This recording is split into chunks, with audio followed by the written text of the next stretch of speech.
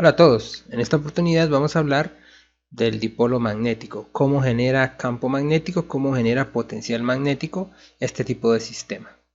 Para ello entonces recordemos el dipolo magnético básicamente es una espira de corriente, en este caso se va a tomar circular y con radio B.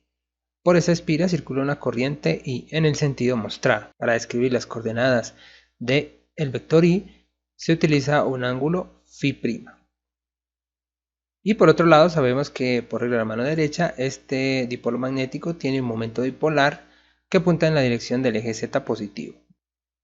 La idea es ver cómo genera campo magnético y potencial vectorial este dipolo magnético en un punto alrededor de él a una distancia R mayúscula, considerando que R es mucho mayor que B. Es decir, el radio de la espira es muy pequeño comparado con la distancia a la cual se va a determinar su campo magnético. Para calcular el potencial vectorial y el campo magnético se toma un elemento de longitud de la espira que estará ubicado obviamente a una distancia B, que es el radio de la espira, haciendo un ángulo φ' con respecto al eje X. Mientras que la distancia que hay entonces desde el DL al punto R va a ser R menos R', donde R' está relacionada con el radio de la espira. Ahora recordemos la definición de potencial vectorial para una corriente lineal que en este caso se escribe como una integral cerrada, ya que pues esta es una espira cerrada, obviamente.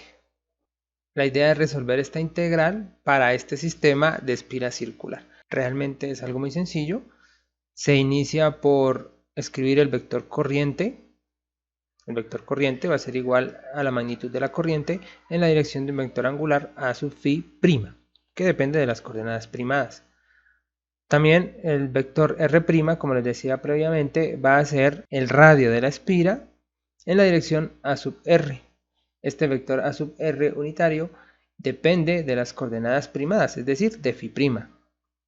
Mientras que el vector R va a ser un vector que tiene magnitud R mayúscula y va a estar en la dirección A sub R. Estas coordenadas son totalmente independientes de las coordenadas primadas, que son con respecto a las cuales se debe integrar. Ahora, la resta entre R y R', entonces va a ser igual a R en A sub R menos el radio de la espira B en A sub R unitario. Bueno, para calcular R menos R', lo que se hace es sustituir a coordenadas cartesianas.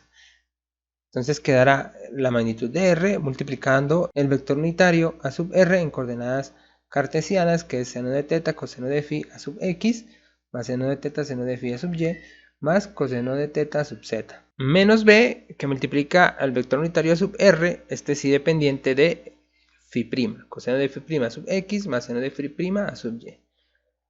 Aquí lo que se hace es organizar coordenadas, entonces para la coordenada sub X queda este término que está acá, R seno de teta coseno de phi, y ese término B coseno de phi negativo. Entonces R seno de teta coseno de phi menos B coseno de phi' en la dirección a sub X. El mismo caso para la dirección a sub Y, entonces sería R seno de teta seno de phi menos B seno de phi', todo en A sub Y. Y finalmente la coordenada en Z. Luego se tiene que la magnitud de R menos R' va a ser igual la componente A sub X al cuadrado. Eso sería R seno de teta coseno de phi menos B coseno de phi' al cuadrado. Más la componente A sub Y al cuadrado. Más la componente A sub Z al cuadrado. Todo eso a la 1/2, o sea, en raíz cuadrada. Aquí lo que resta es empezar a resolver estos cuadrados. Entonces el cuadrado del primero, de este término que está acá, es el cuadrado de este término, más el cuadrado del segundo término, que es este, menos 2 veces el primero por el segundo, que sería todo este que está aquí. Lo mismo para este segundo término, el cuadrado del primero, el cuadrado del segundo, menos 2 veces el primero por el segundo. El cuadrado del primero, el cuadrado del segundo, menos 2 veces el primero por el segundo. Y finalmente el cuadrado de esta última componente que está aquí. Luego R menos R' va a ser igual, si se agrupan este término con este término, sacándose factor común, R cuadrado seno al cuadrado de teta, queda coseno al cuadrado de phi más seno al cuadrado de phi, que es 1. Luego este r al cuadrado seno al cuadrado de teta se puede sumar con r cuadrado coseno al cuadrado de teta, sacándose factor común r cuadrado de seno al cuadrado de teta más coseno al cuadrado de teta, que nuevamente es 1. Luego estos tres términos al sumarse dan r cuadrado.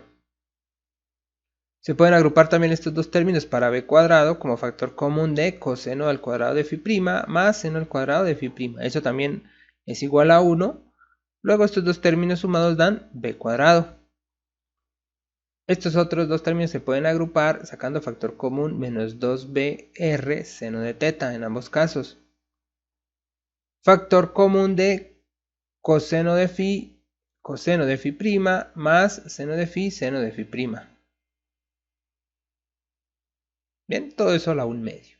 Si se detalla un poco acá esta expresión, se puede notar que este es el coseno de una resta de ángulos, de la resta entre φ y φ'.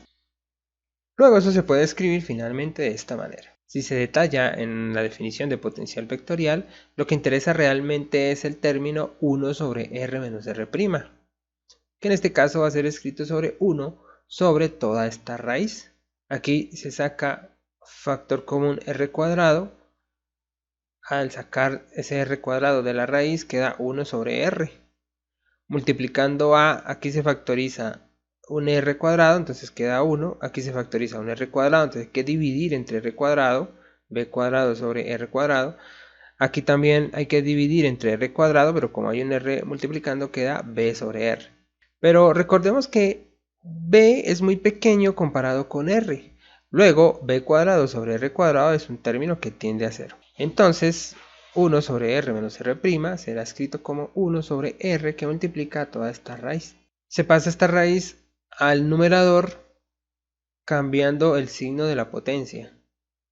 Y ahora como b es muy pequeño comparado con r, este término que está acá es menor que 1. Luego se le puede hacer una expansión binomial, similar a la que se le hizo al dipolo eléctrico. Lo que lleva entonces a que 1 sobre r menos r' va a ser igual a 1 sobre r por 1 más b sobre r seno de teta coseno de φ menos φ'. Para b mucho menor que r. Esa es la condición que hay que tener en cuenta para poder escribir esta distancia, 1 sobre esta distancia de esta manera. Bueno, ya teniendo este factor 1 sobre r menos r', se sustituye en el potencial. Se retoma la expresión de potencial vectorial y se puede apreciar que aquí se tiene 1 sobre r menos r', que sería todo este término que está acá. Luego va a ser ahora la integral de i de r' de l' por todo este término, donde ya aquí se ha sustituido la corriente como vector, bien, que sería la magnitud de la corriente en la dirección de un vector unitario a su φ'. Y la integral se hace obviamente sobre toda la espira de 0 hasta 2π. Ahora esta corriente es estacionaria, se puede sacar de esta integral y este a su φ' se puede sustituir por coordenadas cartesianas nuevamente. Entonces se tiene lo siguiente, este sería el vector unitario a su φ unitario', la corriente se ha extraído de la integral y el de L' se sustituye por, en el caso de una longitud de arco, el radio del arco, que en este caso es el radio de la espira B, y el de φ'. Este b también es una constante, se puede sacar de esa integral y de este término van a salir dos integrales, una para a sub x y una para a sub y. Entonces queda mi sub 0 y por b sobre 4π r, la integral para x, que es seno de φ' negativo por todo esto, más la integral para y, que es coseno de φ' por todo esto, por de φ' en la sub y. De estas dos integrales se puede apreciar que salen 4 integrales. Luego se va a tener la integral para seno de φ' en la sub x, la otra integral para seno de φ' y los demás términos también en la sub x. Aquí ya se tiene en cuenta que θ es independiente para la integral, b y r son constantes, se pueden extraer. La integral para sub y de coseno de φ' y la integral para sub y de coseno de φ' por los demás términos.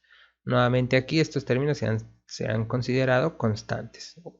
La integral de seno de phi' es igual a menos coseno de phi', evaluado entre 0 y 2pi. El coseno de 2pi vale 1 y el coseno de 0 vale 1. Luego esta integral da 1 menos 1, 0. Para esta otra integral, la integral de coseno de phi' da seno de phi'. El seno de phi' evaluado en 2pi da 0 y evaluado en 0 da 0. Luego esta integral también da 0. Y solamente quedan estas dos integrales que están aquí. Luego quedaría la primera integral para sub x y la segunda integral para sub y. Estos dos términos se pueden sacar como un factor común de la integral, mientras que esto que está aquí básicamente es una resta de ángulos para la función coseno. Entonces se puede expandir estas dos expresiones. Entonces queda mu sub 0 y b cuadrado, al sacar esta b y multiplicarla por esta b, este r por este r cuadrado, seno de teta por, bueno, menos la integral de seno de phi', se expande esta resta de ángulos para el coseno de phi más seno de phi por d phi' en a sub x. Y se hace lo mismo para la segunda integral. Ahora se puede apreciar que de esto salen dos integrales más. Entonces, la primera integral, que sería la de coseno de phi, va de seno phi', coseno de phi' por d phi'. Y la integral para seno de phi va con seno al cuadrado de phi'. Eso para a sub x. Y para a sub y, la integral de coseno va con coseno al cuadrado de phi'. Y la integral de seno de phi va con coseno de phi' más seno de phi'. Recordemos que este phi es el de las coordenadas del punto en el espacio, por eso se puede sacar de esta integral sin ningún problema. Phi es constante con respecto a las coordenadas primadas. Ahora, esta integral que está aquí, la de seno de phi', coseno de phi' por d phi', se puede hacer muy sencilla, una sustitución simple. Sea u igual a seno de phi', du sería coseno de phi' por d phi', entonces quedaría la integral de u por du. El cambio de límite sería cuando phi' vale 0, u sería igual a seno de 0, 0.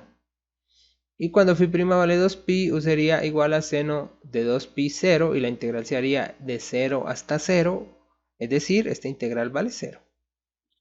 Y esta integral, que es igualita, también vale 0.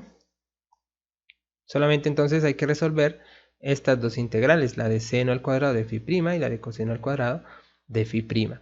Para ello se usan las identidades trigonométricas de seno al cuadrado de phi y ángulo doble, coseno de 2phi, y coseno al cuadrado de phi con ángulo doble. La primera integral quedaría para seno al cuadrado de phi y la segunda integral para coseno al cuadrado de phi. Nuevamente se puede apreciar que de aquí salen dos integrales, una para d phi y otra para coseno de 2phi. Y lo mismo para la integral con respecto a sub y. Entonces la integral de d phi, aquí aparece este menos que está aquí por este menos que está aquí, más la integral de coseno de 2phi, eso para a sub x, y en el caso de a sub y las dos son positivas. La integral de phi entre 0 y 2pi da 2pi, y 2pi sobre 2 da pi, es decir, esta integral que está aquí da pi, que da lo mismo que esta, da pi. Esta integral que está aquí, coseno de 2phi', da seno de 2phi' sobre 2. Y al evaluar el seno de 2phi' entre 0 y 2pi, eso da 0. Que como es esta misma integral, pues esta también da 0. Entonces al final, ese potencial puede ser escrito de esta manera. Aquí está el resultado de la integral para d phi medios. Se saca factor común pi de esa expresión.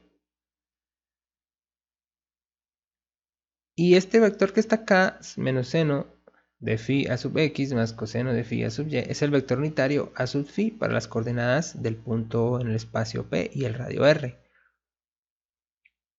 Entonces el potencial vectorial finalmente toma esta forma.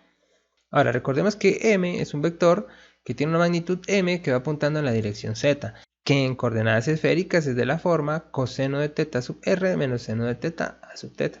Si se realiza un producto cruz con el vector a sub r unitario, entonces el vector m cruz el vector a sub r va a ser igual a todo esto que está aquí cruz el vector a sub r. Esto va a dar m por a sub r cruz a sub r que da 0 y a sub teta cruz a sub r que da menos a sub phi. y menos A sub phi con este menos que está acá da positivo. Luego, ya que A es igual a mi sub 0 y b cuadrado pi, 4pi r cuadrado seno de teta en la sub phi, y que m, el momento dipolar de la espira, va a ser igual a la corriente multiplicada por el área de la espira. Si se detalla un poco aquí esta expresión, p cuadrado por pi es el área de esa espira circular, multiplicada por i da la magnitud de m. Luego esto que está aquí puede ser escrito de esta manera. Y queda generalizado para cualquier tipo de espira que tenga un momento dipolar magnético m. Ya no necesariamente una espira circular. Se hace el ejercicio para una espira circular, pero se generaliza para cualquier tipo de espira. Adicional a eso, m seno de teta en la sub phi, m seno de teta en la sub phi es el producto cruz entre m y a sub r. Finalmente, el potencial vectorial puede ser escrito de esta manera. Ese es el potencial vectorial que genera un dipolo magnético. Y bueno, se puede comparar con el potencial eléctrico generado por un dipolo eléctrico. Es impresionante ver la simetría entre las interacciones eléctricas y las interacciones magnéticas. Previamente se habían encontrado algunas similitudes entre el comportamiento de un dipolo magnético dentro de un campo magnético y el comportamiento de un dipolo eléctrico dentro de un campo eléctrico. Ahora se puede apreciar también la similitud entre el potencial escalar, el potencial eléctrico que genera un dipolo eléctrico, y el potencial vectorial que genera un dipolo magnético. Ahora, para determinar el campo magnético se aplica el rotacional al potencial vectorial. En coordenadas esféricas el rotacional está dado por esta expresión, donde A sub r es la componente r de ese potencial, A sub θ la componente en θ y A sub phi la componente en phi. Se toma el potencial calculado previamente y se puede apreciar que A solo tiene componente phi. A esta componente phi se va a multiplicar por r seno de θ. Luego, aquí quedaría mu sub 0m sobre 4pi r, porque se está multiplicando por un r, luego se le baja la potencia a este, seno de θ multiplicado por seno de θ, seno al cuadrado de θ. Entonces, ese rotacional va a quedar de esta forma. Resolviendo el determinante para la componente a sub r, queda la derivada con respecto a θ de este término que está aquí. La otra derivada a 0. En el caso de la componente a sub θ, la derivada con respecto de r de este término que está aquí, la otra derivada da 0. Y en el caso de la componente phi, las dos derivadas dan 0. Luego el rotacional de A puede ser escrito de esta manera. Ahora, mi sub 0m sobre 4pi son valores constantes que se pueden extraer de las derivadas.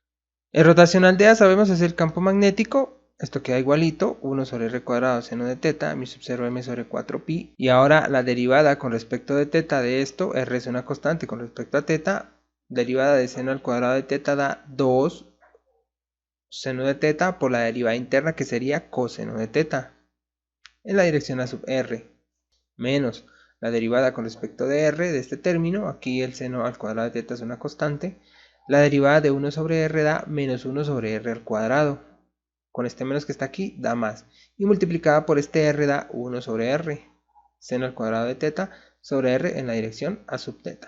Este término r se saca como factor común y se multiplica por este, queda r a la 3, y este seno de θ cancela este que está aquí con el coseno y uno de estos al cuadrado. Entonces aquí queda simplemente seno de θ. Luego el campo magnético es escrito de esta manera. Ahora se puede apreciar la similitud que tiene ese campo con el campo eléctrico generado por un dipolo eléctrico. También decaen de la forma 1 sobre r a la 3. El campo eléctrico es proporcional al momento dipolar eléctrico. El campo magnético es proporcional al momento dipolar magnético y tienen el mismo comportamiento en el espacio. Las líneas de campo magnético generadas por un dipolo magnético son similares a las líneas de campo eléctrico generadas por un dipolo eléctrico. Nuevamente la similitud entre los dos sistemas es de resaltar, ¿no? Se puede resaltar esa parte. A partir de estas expresiones que hemos logrado obtener, se puede analizar el comportamiento de los materiales en presencia de campos magnéticos, así como se hizo en algún momento el análisis para materiales en presencia de campo eléctrico. Con eso se finaliza este cálculo del campo magnético, del potencial magnético de un dipolo magnético. Espero que haya sido de su agrado este material y nos vemos en una próxima ocasión.